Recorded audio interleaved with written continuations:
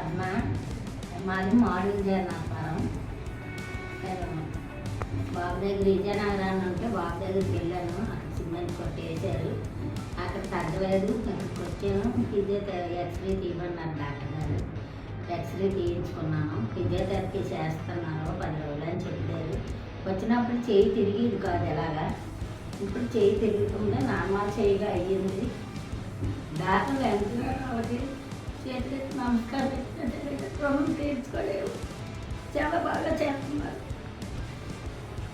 చాలా బాగా చేస్తున్నారు. చెయ్యాలైంది, ఎత్తు కొట్టెక్కింది, చేయి తిరుగుతుంది.